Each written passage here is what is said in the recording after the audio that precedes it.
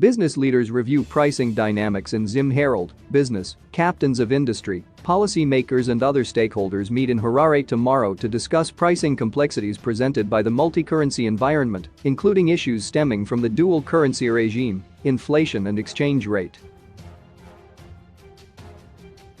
According to organizers, Ka Business School, the event will be attended by business leaders from Zimbabwe National Chamber of Commerce, Consumer Council of Zimbabwe, Confederation of Zimbabwe Retailers and the Reserve Bank of Zimbabwe.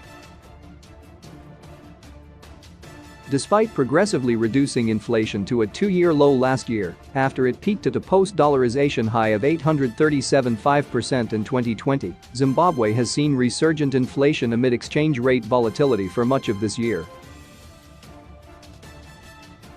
The situation had been further compounded by the conflict between Russia and Ukraine, which disrupted supply chains and sent global commodity prices soaring and fueling inflation across the world, already under pressure due to the impact of the COVID-19 pandemic. Pricing is increasingly becoming complex due to the multi-currency regime, inflation and exchange rates. We explore the current legal framework around exchange rates and pricing, a look into the retailer's perspective and value chain, insights into consumer behavior and shifts in response to a controlled market and regulatory perspective, Ka Business School said. Strategic options on the way forward will be generated and evaluated during the engagements at today's seminar. Among the attendees will be retail and corporate managers, business consultants, regulators and business associations. This comes amid growing price stability, which has also put the skids on runaway inflation in the economy following the cocktail of measures introduced by the government to rein in exchange rate volatility and resurgent inflation.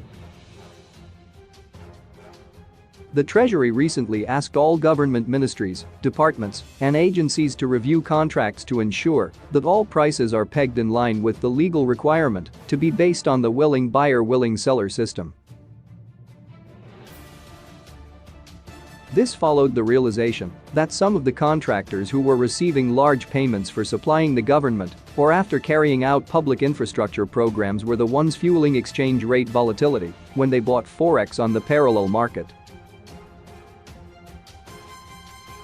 The Treasury has also taken the decision to pay half the value of amounts payable for supplies to government, ministries, departments, and agencies in hard currency as part of measures to reduce the amount of liquidity that was being used to attack the domestic currency.